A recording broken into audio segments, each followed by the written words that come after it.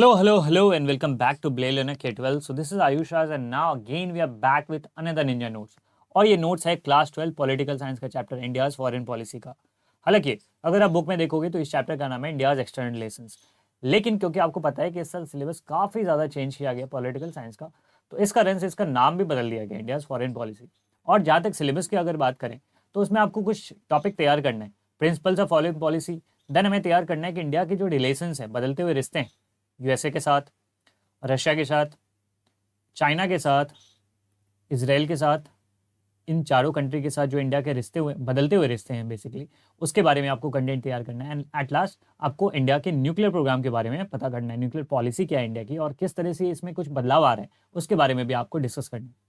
तो अगर आप बुक देखोगे तो उसमें आपको पता चलेगा कि केवल और केवल चाइना के साथ क्या रिलेशन है, क्या हिस्ट्री है इंडिया और चाइना के रिलेशन के, उनके बारे में जानकारी दे रखी है। इसमें आपको 1962 का वॉर, फिर उससे पहले तिब्बत का एनेक्सेशन किया गया था चाइना के द्वारा, उन सब के बारे में तो बताया गया, बिल्कुल नो डाउट। बट इसराइल के बारे में, रशिया के बारे में, यूएसए के बारे में, इसके बारे में आपको बुक में मटेरियल ही नहीं मिलेगा, राइट। लेकिन सीबीएसई ने एक रेफरेंस मटेरियल भी जारी किया था और उस मटेरियल में आपको इंडिया का इसराइल के साथ क्या रिलेशन है और न्यूक्लियर पॉलिसी में क्या बदलाव आ रहे हैं उसके बारे में, दोनों के बारे में आपको जानकारी दे रखी है। लेकिन फिर भी प्रॉब्लम ये कि यूएसए एंड रशिया वाला जो पार्ट है वो अभी भी बच जाता। तो उसे कैसे तैयार करें, एक मेजर प्रॉब्लम बच्चों को फेस करना पड़ रहा था। एंड बहुत सारे बच्चों ने ये बताया था हमें कि सर ये जो पार्ट है ना यूएसए और रशिया वाला, ये पार्ट सर कहाँ से कवर करें, ठीक है। तो इसके लिए ये नोट्स एक आप कह सकते हो हैंड पिक्ड कंटेंट है, राइट। और इसमें वो सारे मटेरियल है जो आपके एग्जाम पॉइंट ऑफ व्यू से इंपॉर्टेंट हो सकते हैं। आप सारी चीज़ें, मतलब आप जो हिस्ट्री रह चुका है यूएसए, रशिया, चाइना, इसराइल, इन सब कंट्री के साथ इंडिया का, तो इन सब के चीज़ों के बारे में आप जानोगे।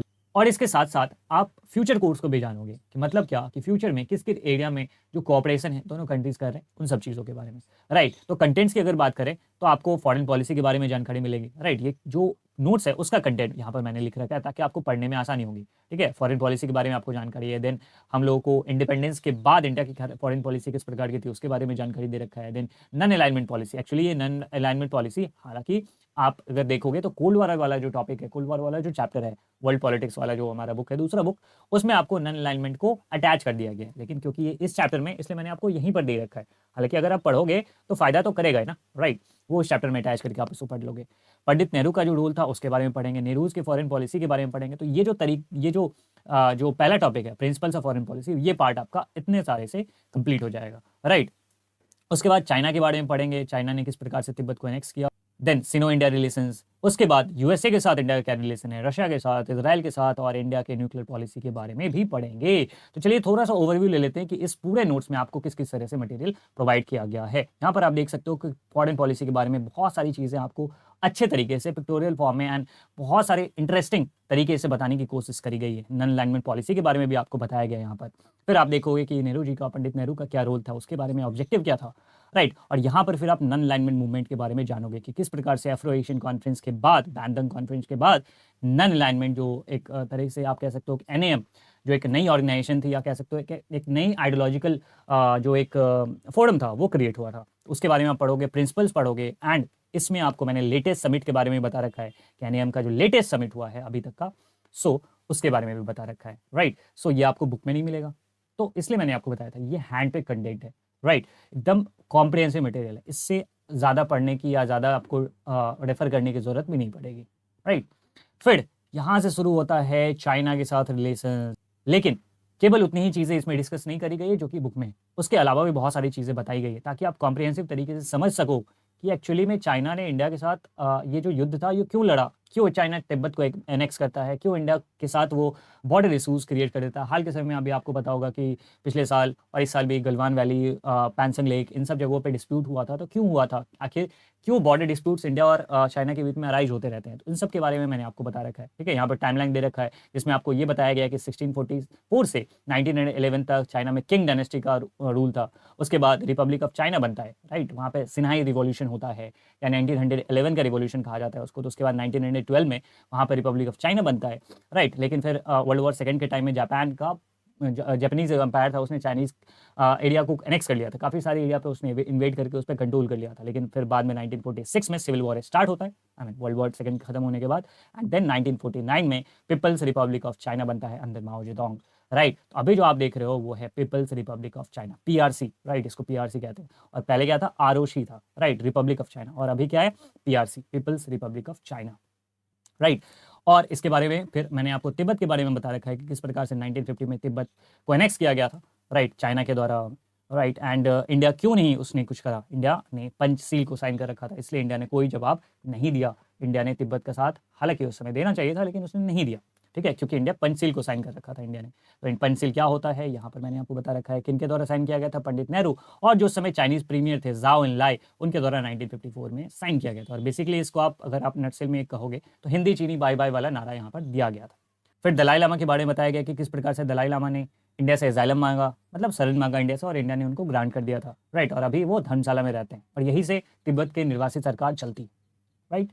फिर इंडिया चाइना मतलब सीनो इंडिया रिलेशंस के बारे में बताया गया है। और ये बॉर्डर डिस्प्यूट क्यों अराइज होता है, बिकॉज मैकमोहन लाइन, मैकमोहन जो कि सेक्रेटरी ऑफ स्टेट थे इंडिया में, ब्रिटिश इंडिया में, राइट।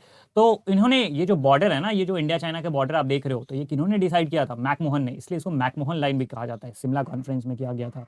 लेकिन चाइना ने इसको कभी एक्सेप्ट ही नहीं किया। चाइना ने बोला कि मैं मैकमोहन लाइन को मानता ही नहीं हूँ, लेकिन इंडिया बोलता है हम तो वही मानते हैं। तो ये सब चीज़ें हैं। फिर चाइनीज इन्वेजन के बारे में आपको बताया गया है कि 1962 में चाइना ने किस प्रकार से इंडिया पे हमला किया और हम लोग हार गए, मतलब काफ़ी दुर्भाग्यपूर्ण रहा, लेकिन हम लोग हार गए, राइट। और एक नई लाइन पे आके वो दोनों कंट्रीज अब खड़ी हो गई आमने सामने, उसको कहा जाता है line of actual control, LAC. आप काफ़ी सारे न्यूज़ में सुनते होगे एलएसी एलएसी, तो ये एलएसी क्या है, line of actual control. Actually में जहाँ पर ये लड़ाई खत्म हुई थी तो उस जगह पे बॉर्डर बन चुका है, ठीक है, तो उसको एलएसी कहते हैं।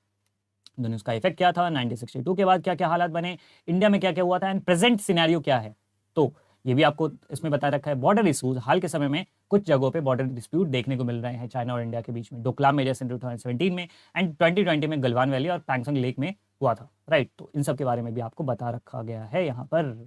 देन आते हैं हम लोग इंडो यूएस रिलेशन के बारे में। यहाँ पर सारी चीज़ें आपको बता रखी गई है, जिसमें कोल्ड वॉर के समय में इंडिया के साथ क्या रिलेशन था, उतने अच्छे रिलेशन नहीं थे इंडिया और यूएसए के बीच में।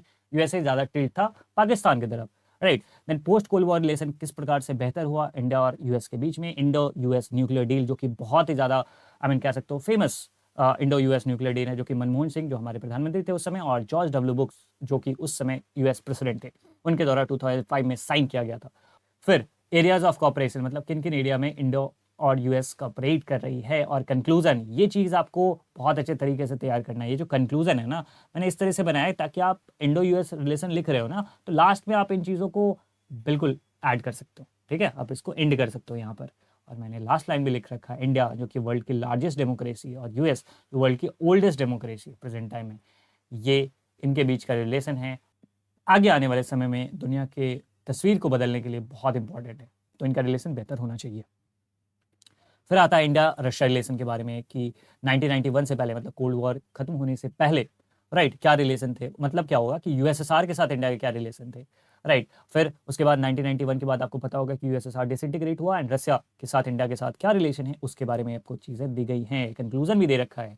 काफ़ी अच्छे रिलेशन हमारे साथ से रहे हैं रशिया के साथ, यूएसएसआर के साथ। इवन कि अभी आप देखोगे तो इंडिया का एक गगनयान प्रोजेक्ट है, ठीक है। गगनयान प्रोजेक्ट मतलब क्या कि इंडिया पहली बार अंतरिक्ष में किसी मानव को भेज रहा है, तो उसके लिए जो ट्रेनिंग दी जा रही है वो रशिया दे रहा है।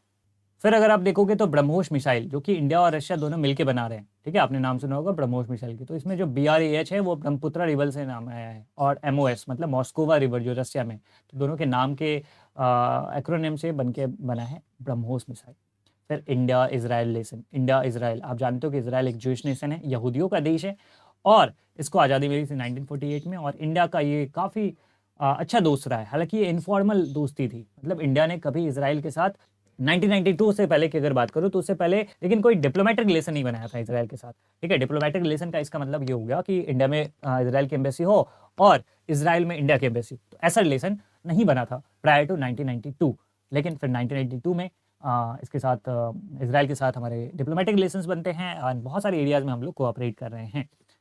फिर इंडियाज न्यूक्लियर पॉलिसी, एंड इसमें आपको कुछ कुछ की पॉइंट याद रखने हैं कि इंडिया के न्यूक्लियर पॉलिसी का जो फादर है उनको जाना जाता है होमी जहांगीर भाभा को, और पहला जो न्यूक्लियर एक्सप्लोजन था इंडिया ने कंडक्ट किया था मई 1974 में, जिसका कोड नेम था स्माइलिंग बुद्धा। हालांकि पीसफुल पर्पस के लिए इंडिया ने इसको करा था, और हमेशा से इंडिया कहता है कि हम पीसफुल पर्पस के लिए ही न्यूक्लियर पावर का यूज़ करेंगे। फिर इंडिया ने NPT को अभी तक साइन नहीं किया है, तो उसके बारे में मैंने आपको बता रखा है। CTBT को भी इंडिया ने साइन नहीं कर रखा है, तो इन सब के बारे में आपको चीज़ें यहाँ पर ब्रीफली मिल जाएंगी। फिर इंडिया ने 1998 में फिर से न्यूक्लियर टेस्ट करा था, जिसका ऑपरेशन नाम था शक्ति। दोनों ही कहाँ पर हुए? पोखरण में, राजस्थान में। तो इन सब के बारे में चीज़ें और रीसेंट चेंज जो कि हमारे सीबीएसई के मटेरियल में दे रखा है कि पॉलिसी में चेंज क्या आया है। इंडिया ने कहा है कि हो सकता है कि ये जो नो फर्स्ट यूज वाला पॉलिसी इतने सालों से हम लोग चलाते आ रहे हैं उसमें कुछ बदलाव आ जाए। अगर इंडिया पे कोई थ्रेट आया तो India no first use policy को खत्म कर सकता है। अच्छा सर, ये नो फर्स्ट यूज क्या होता है? देखिए, नो फर्स्ट यूज का मतलब हो गया कि इंडिया कभी भी पहली बार में न्यूक्लियर वेपन का यूज नहीं करेगा।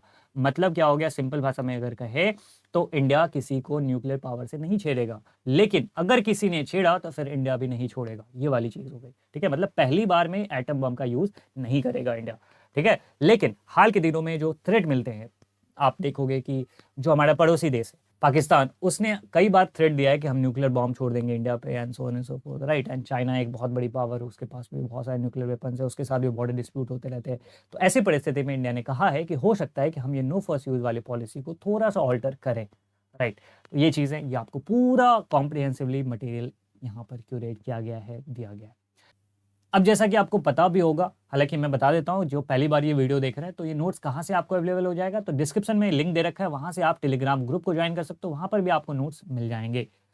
और जो व्यक्ति टेलीग्राम यूज़ नहीं करते हैं उनके लिए ड्राइव का लिंक दे रखा है, वहाँ पर ऑल्टरनेटिव लिंक के तौर पर आपको यहाँ पर दे रखा होगा, वहाँ से आप फ्रीली इन नोट्स को डाउनलोड कर सकते हैं। इनफैक्ट अगर आप दूसरे सब्जेक्ट्स एंड दूसरे चैप्टर्स के नोट्स पाना चाहते हो तो टेलीग्राम ग्रुप को आई वुड रिकमेंड कि आप वहाँ पर ज्वाइन कर सकते हो, ठीक है। या फिर आप चैनल को विजिट करोगे तो उसमें आपको बहुत सारे नोट्स के वीडियोस मिल जाएंगे, तो आप वहाँ से भी डाउनलोड कर सकते हो, राइट। फिर भी अगर कोई दिक्कत होती है तो आप यहाँ पर मेल कर सकते हो, हम आपको वहीं पर मेल आईडी पे आपको पोस्ट कर देंगे, बट आई वुड रिकमेंड कि आप लिंक से उसको डाउनलोड कर लो। सो चलिए फिर मिलते हैं, एंड तब तक पढ़िए, बहुत अच्छे से पढ़िए। अगर कोई भी दिक्कत आती है किसी भी कंटेंट में, किसी भी पॉइंट पर, फ्रीली आप पूछ सकते हो। Thank you so much, stay curious.